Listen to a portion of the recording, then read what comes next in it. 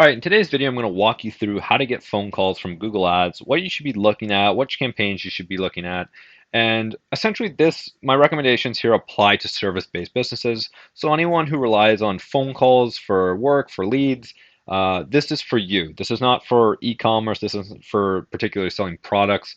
This really applies from people contacting you over the phone to do business. That's what this is meant for, and these are the best practices I would recommend. So to start off, the two campaigns I love and I recommend to anyone starting off, especially in service-based businesses, to use would be call-only ads, which they run on a search campaign, but in all honesty, they're different. They're call-only ads. And the second one is search, but integrating that with landing pages. Those two things are by far the best and easiest to use when it comes to running um, phone call leads and generating enough clientele to sustain yourself through them. And there's no real back end, there's no real remarketing that you have to do. It's not super complex. That's why I love them.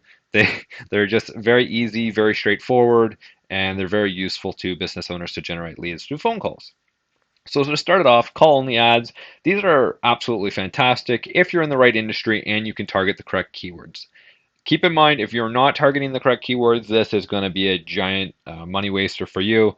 I would highly recommend spending your time inside the Google Ad campaign, finding the right keywords, dialing them down to exact match, maybe a few phrase match, but really, really targeting down on the keywords. This will make or break the phone call campaign, as you really can't test it as much um, with landing pages, right? There's just not enough there to actually go around and test. So with call only ads, one of the nice things is you can use a normal website. You don't have to use a landing page. Would a landing page be better for quality score? Yeah, probably, but it's not going to make a super big difference. The second thing would be A/B testing ads. This is super important because with call only ads, you have a very limited space and you need to make the most of it. So if with normal search ads, you have a lot of room, you have a lot of play, you have a lot of A/B testing. With call only ads, you don't. So you need to A/B test a lot. You need to have a lot of ads being constantly A/B tested through Google Ads platform and making sure you get the most bang for your buck. So that's super, super important. Get your ads correct. And also make sure they're targeting the right services and they have the as much as you can with regards to the services being targeted per keyword. You have to make it as close as possible. Message match type is very, very important to make sure your message matches your ad and what the clients are going to get when they call you. Don't, mess anything up in there. Make sure it's straightforward. The client understands what they're getting when they call you. Like I said, target high intent keywords. Make sure the keywords for this, I'll just say this, will make or break this campaign. Keywords need to be super high intent for call only ads to work. Because if you're targeting DIY HVAC, furnace repair tips, stuff like this, and I know it sounds stupid, but if you use broad match, chances are you'll be targeting keywords like that because Google will just test it on everything. And call only ads tend to be a little bit more expensive than regular search ads, just because most businesses understand that they're very valuable. So you need to target super high intent keywords. So emergency furnace repair if you're in HVAC, landscaping services near me if you're in landscaping. Just super, super niche, super specific what the customer is looking for. You know exactly what they're looking for and what their intent is. They want to purchase that service or they want a quote. You need to target keywords like that. If you're not, you're going to waste a crap ton of money on call only ads and it won't be worth it for you. The next thing is negatives. Like I said, keywords will make or break this campaign. Negatives pair into that. If you don't have the correct negatives in there, you're going to be wasting a lot of money. So, an example would be say you're in HVAC. I use HVAC a lot, but say you're in HVAC and one of the companies is ABC HVAC. So when you're targeting a keyword like companies, HVAC companies near me, but you're using a phrase match, and then ABC HVAC companies near me pops up as a potential keyword to search for. If you're using phrase match, it will most likely pop up for that, and you'll be wasting money. A lot of the companies I have worked for will actually ask, "Hey, can you target another company so we pop up above their general search? So wherever they rank in SEO, we'll pop up above that on the first page of Google." And the idea is you'll steal traffic from them. The issue is if they see a call only ad, they're going to assume it's a call to that business, click on it, and when they don't get that business, they're going to be upset or they're just not going to actually do any business with you because you kind of tricked them. So it's it's not worth doing.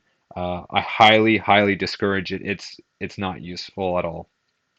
The next thing is also anything regarding cheap, discount, DIY, anything that isn't super high intent, anything looking for a low quote. Don't look for that stuff. You want to be high value, people who are looking for the problem solved today, not looking around for a quote. So stick with high intent keywords. Get rid of as many competition keywords as possible, and get rid of the discount, cheap, anything that has to do with low cost.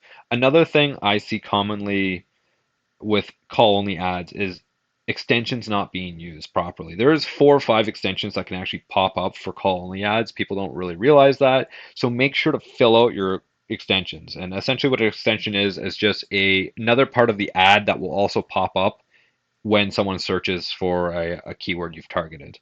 And people go like, ah, well, location wouldn't be as important, or my website wouldn't be as important. I just want the call. It's like, yeah, that's great, but the issue is we want to take up as much space as possible. So they click on your ad. Essentially free real estate. Please use it. You'll see a increase in click through rates, which will then in turn create a higher quality auction score or ad score, and things will start to turn around. They'll look better. So make sure you take up as much space as possible. That's always a very good thing to do. The next campaign I would recommend looking for, and preferably I would do the landing pages plus on the actual search campaign. They deliver better results, but they do take a lot more time. You need to set up a proper landing page. You need to have, your call to action set up. We like to do it with email inquiry, just so the few people that actually want to do email, they can still get in contact with you, and they're not wasting those ad dollars. But chances are most people are just going to call you through the phone, especially if you make it bigger and brighter, and make it the actual center call to action, and the email is almost optional. So landing pages with the search campaign is honestly my favorite. They we've seen just tremendous results from them time and time again. Um, it's very useful. It's an amazing one-two punch with search, having the ads properly set up through Google Ads, and then sending them to a landing page. You generally see fantastic results. My recommendations for these are, call to action, keep it clear, keep it simple. Um, I always put an email afterwards. You don't have to, but it's just to keep those 1 or 2 guys from actually slipping through the cracks. Another thing I forgot to add here is you can realistically just get rid of all the desktop traffic and the tablet traffic and just target mobile traffic. This will really increase the amount of phone calls going to the landing page, and you'll probably be doing 95% just phone calls through a landing page, which will be very good for results, especially if you're looking for phone calls. Uh, that being said, landing pages do take time to set up. They need to be clear, they need to be simple, and they need to get to the point. When someone clicks on it, they need to understand, okay, I've typed in, emergency furnace repair. The title says emergency furnace repair services.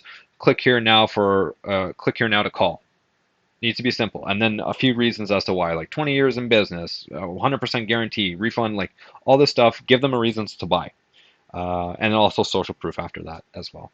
And multiple calls to action too, but the same thing later. Like when you get to the end of the landing page, you could add another call to action. Just say, click here to call. Same thing, right?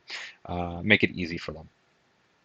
The next thing would be, like I said on call only ads, use extensions. You can use a lot more extensions in search. That's one of the reasons I like it. So your ad is much bigger, takes up much more space, and is more likely to be clicked than the call only ad, in my opinion. And probably backed it up through data too. You can probably find that. But generally, the bigger the ad, the more likely it is to be clicked on because more people will see it. So yeah, use your extensions, take up as much space as possible. The next thing is target high intent keywords. I find you have a little bit more leeway with landing pages and search traffic than you do with just call only ads, just because there's more of a process, and you can convert people that were kind of on the fence with call only ads through a landing page. They could see some of the social proof, some of the work you've done, seeing your offering, and they'll be like, okay, I'll call them. Like they have a reason I should call them. As with the call only ad, you don't have as much, right? It's a small amount of ad copy. You may have 1 or 2 extensions, and then the phone number and click to call. You need to really get your ads down pat there. That's not to say you shouldn't A/B test ads on landing pages. You absolutely should. You should be A/B testing your ads. You should be A/B testing your landing pages. A/B test whatever you can. The more the better, generally, just because you always want to be in the process of optimizing your campaign. So target high intent keywords. Again, I like to use phrase match. You can get away with a lot more phrase match in these campaigns and exact match, just because they're generally you have more leeway. That's essentially the reason you can get away with it. The next thing is proper tracking is a must for this. In call only ads, there's not much of a system there. Someone calls you and that's it. On landing pages, they have to click on your ad, click on your landing page. Well, I shouldn't say click on your ad, they go to their landing page, and then they click to call or they send you an email inquiry. You need some type of tracking. You can use Google's, it's free. I don't really like it. I don't think it's that great. I prefer using tracking like CallRail, which is a third party tracking software. Yes, it costs money, but it is definitely worth it in my opinion. You can see exactly how long the phone calls last for. You can record all the phone calls. It's absolutely an amazing service for proper tracking. And it also allows Google to see that data in real time and optimize through one of their automating bidding strategies later on, which is fantastic. The next thing is negatives. Like I said before, don't show for your competition. Try to get rid of anything related to lower intent keywords, so cheap, discount, DIY, tips and tricks. All that stuff is not what you want to be searching for. You want to be searching for the cream of the crop, people who are looking to have their problem solved and want your service immediately. That's what I would recommend. I'd also recommend running these campaigns Monday to Friday and then testing Saturday and Sunday. Most times, people will, on the weekend, they have a lot more free time. So they'll be looking around for quotes. They're not in as much of a rush, especially say their furnace dies on a Saturday. You got time. Whereas if your furnace dies on a Tuesday, chances are you're going with the first guy who gives you a quote, right? It's not going to be, you're looking around, you're doing all these things. You need your problem solved. So I really like running these campaigns Mondays to Fridays, and I see a lot more phone calls come out of those days than on Saturday and Sundays. And especially for actual conversion rates, you can get leads Saturday and Sunday, but generally they don't tend to be as high quality just because people have a lot more time. They're looking for quotes. So that would be another recommendation of mine. But overall, these are essentially my tips to get phone calls from Google Ads. If you implement them, chances are they'll work very, very well. I've seen it done time and time again with fantastic results. If you have any questions, leave them down in the comments section below. I know phone calls from Google Ads really get a good traction on this YouTube channel, and I might do a few more videos on them just because I like talking about phone calls, and most of my business through Tradesman Digital Marketing, most of our clients, they rely on phone calls. I like doing them, so I might continue to do that. Other than that, you guys have a wonderful day. Take care, and have a great weekend because, well, it's Thursday today, so, Friday. Have a good weekend. Anyway, take care. Bye.